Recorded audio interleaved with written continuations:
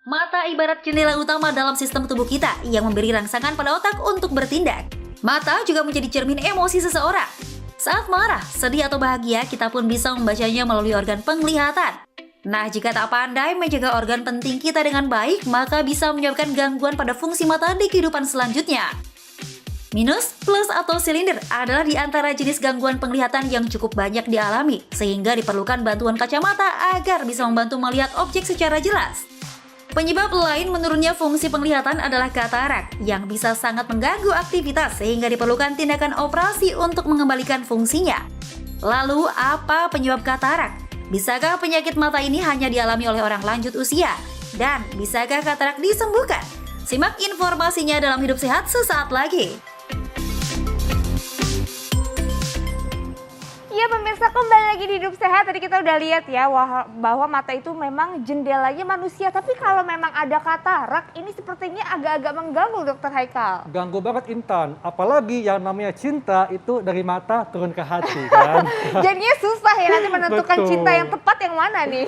Nah, makanya di antara kita sudah ada dokter cinta.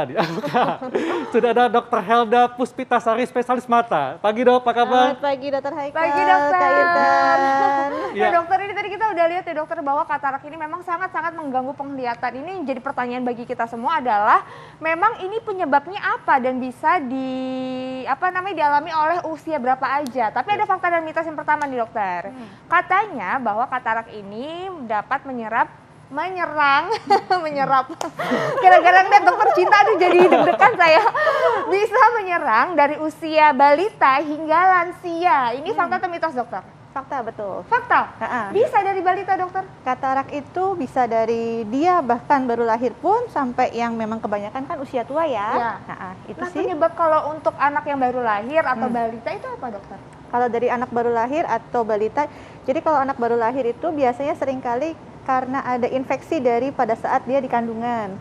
Bisa juga mungkin adanya kayak genetis bawaan, itu bisa. Kalau misalnya perkembangan berjalan pada saat anak mulai tumbuh, itu juga bisa. Mungkin dia ada riwayat infeksi sebelumnya, atau mungkin riwayat trauma. Ya, dok, di layar ini ada animasi mata dok. Nah, Oke.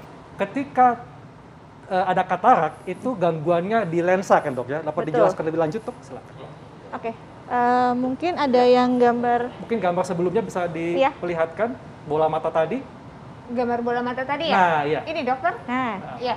jadi kan ini kan kornea ya. Iya. Kalau untuk yang kita cahaya masuk dari sini, nanti dia melewati optik kornea, melewati si lensa dan diterima oleh retina. Retina itu adalah lapisan saraf mata di belakang kornea, di belakang bola mata, di belakang lensa. Nah, jadi kalau katarak itu adalah kekeruhan pada lensa. Ada lensa. Seperti Katarak itu. apa kekeruhan pada lensa? Jadi Betul. itu permasalahannya ada di lensa aja? Oke. Nah itu jadi yang kayak tanda-tanda awal itu kita biasanya ngelihatnya jadinya kayak lebih buruk atau gimana dokter? Kalau misalnya dia masih kayak derajat yang ringan, mungkin hanya kayak kabut-kabut sedikit, kayak warnanya itu nggak yang kuning, masih agak-agak kuning coklat, mungkin agak silau gitu. Itu di awal-awal. Dapat dikatakan penglihatan buram adalah gejala awal dari katarak, itu fakta dok ya? Ya, betul. Jadi itu Iya. berupa fakta ya dokter ya? Ya. Oke. Dok, berikutnya ini juga ada yang mengatakan katarak kalau diabaikan bisa menyebabkan hilangnya penglihatan. Ini fakta atau mitos? Fakta banget. Fakta dok Fakta ya? dokter? Kan karena mungkin tadi gambar lagi Ya, ada. bisa dilihatkan gambar mata tadi. Ya. Jadi gangguan pada lensa dok Oke, ya? kan gangguannya di sini, di Iya. lensa. Sedangkan kan cahaya dia datang kalau kita mau lihat sesuatu, kita dari sini ke sini kan. Nah, pada saat lensa ini dia mengalami kekeruhan, derajat ringan mungkin masih bisa tembus nih cahaya. Oke. Cuman ada gangguan sedikit-sedikit. Iya. Tapi kalau lama-lama dia makin mengeruh, sampai dia mungkin bisa putih sekali, itu cahaya nggak bisa tembus. Akhirnya ya dia blind banget, bisa sampai mungkin hanya bisa lihat cahaya aja. Oke. Tapi tidak bisa membedakan entah itu bayangan atau hitung jari, sama sekali nggak bisa. Karena saking bekabutnya dok Ya, ya? karena dia di sininya kabut banget, jadi pada saat cahaya masuk pun dia langsung blok. Terhalang nggak oleh dapat kabut apa-apa. tadi ya? Oh jadi kayak ada itu. kabut ya dok melihatnya dokter ya? Ya, Tapi itu dok, awal-awal. Awal-awal? Kalau udah Kalau ini udah- sama sekali, bahkan mungkin sama sekali. cahaya, cuman cahaya aja. Oh gitu. Oke, ini berhubungan dokter dengan fakta dan mitos kita yang berikutnya nih dok, bahwa mata menjadi lebih sensitif pada cahaya itu merupakan gejala dari katarak. Ini fakta atau mitos dok? Fakta. Fakta. Ya. Kenapa dok? Bayangkan aja Iya. kalau cahaya, lagi-lagi cahaya masuk ya, cahaya masuk kalau misalnya dia kondisinya dia jernih, Iya. oke masuk aja gitu ya. Mm. Tapi kalau di sini dia agak sedikit berubah warna gitu, udah mulai kecoklatan, mungkin kan cahaya masuk kan pasti ada kayak daya bias kan. Betul. Pasti pendaranya banyak banget tuh. Jadi Iya. kita rasanya kayak silau sekali. Terutama mungkin kalau kena malam ya. Iya. Malam kan kondisi malam. Oh, malam. Malam kan kondisinya kan gelap, terus kemudian kan cahaya mobil gitu kan Iya. masuk gini, kemudian dipendarkan silau banget biasanya. Itu Oh sih. gitu ya dokter ya, itu bisa jadi salah satu indikasi. Nah dokter, tapi kalau dari yang awal kita baru ngerasa kabut-kabut aja gitu, sampai akhirnya kayak bisa dikatakan bisa menyebabkan kebutaan, itu biasanya jaraknya berapa lama dokter? Iya. Tentu. Oh nggak tentu. Nggak ada yang tahu pasti. Oh jadi nggak bisa dipastiin ya? Iya. Tergantung sih kalau misalnya memang dia ada faktor resiko yang lain. Contoh dia punya riwayat DM, paling sering tuh riwayat gula. Gula. Kalau dia ada riwayat gula, itu kalau gulanya up and down, nggak terkontrol, itu paling cepet dia. Progresifnya cepet banget itu. Lensanya dari yang tipis-tipis jadi tebel. Tapi bisa juga yang lain, misalnya dia ada riwayat sering paparan sinar matahari, merokok, atau mungkin penggunaan obat-obatan tertentu, itu lebih mempercepat juga tebelnya katarak. Oh memang kayak pola hidup, terus Ya. juga balik lagi ke yang apa tadi, ada gula, diabetes, Yes. hipertensi dan lain-lain, itu bisa Betul. pengaruh juga ke mata ya dokter? Pengaruh banget.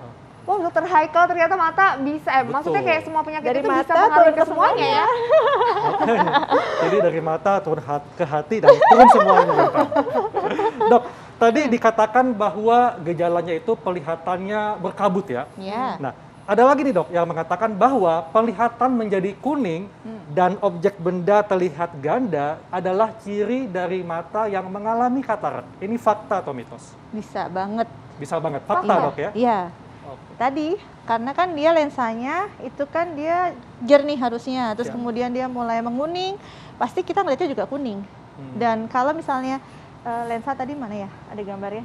Oke, Oh, mungkin oh, bisa boleh mau lihat gambarnya kembali lagi? lagi gambar mata tadi. Gambar mata tadi ya? Yang tadi ya dokter, gambar mata tadi ya?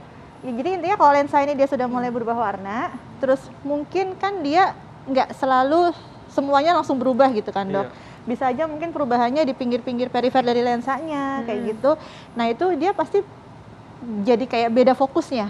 Jadi ngelihatnya tuh nggak yang langsung satu fokus, tapi mungkin agak ada bayangan gitu. Dok, apakah ada dok kebiasaan yang mungkin dekat sekali dengan kita nih, yang bisa memicu, mempercepat terjadinya lensa menjadi keruh? Contohnya nih, misalnya kan kita nggak bisa lepas dari gadget nih, cahaya gadget, cahaya monitor komputer atau TV, apakah ini bisa berkontribusi untuk terjadinya lensa katarak? Kalau untuk cahaya radiasi seperti itu sebenarnya lebih ke kayak ultraviolet ya. Oke. Kalau untuk kayak gadget dan lain sebagainya sih, saya sih belum pernah baca itu bisa bikin untuk katarak ya. Cuman kalau dia emang ada faktor komorbidnya yang lain dalam tubuhnya sendiri, Ada diabetes, hipertensi ya gitu? itu dia lebih mempercepat. Oh, Kalau untuk kayak cahaya mata sinar radiasi komputer itu sih enggak sih. Enggak yang secara signifikan bikin itu, Oke, tapi lebih ke badinya dia sendiri. Oke, berarti ada juga kondisi tertentu yang bisa mempercepat seseorang ternyata memang terserang katarak atau rabun ya dokter ya. Nah dokter, ini ada fakta dan mitos yang berikutnya nih dokter, bahwa sering berganti-ganti ukuran lensa kacamata ini merupakan salah satu gejala katarak tahap ringan. Ini fakta atau mitos? Jangan dijawab dulu dokter. Pemirsa, nanti kita temukan jawabannya sesaat lagi, tetap di Hidup Sehat.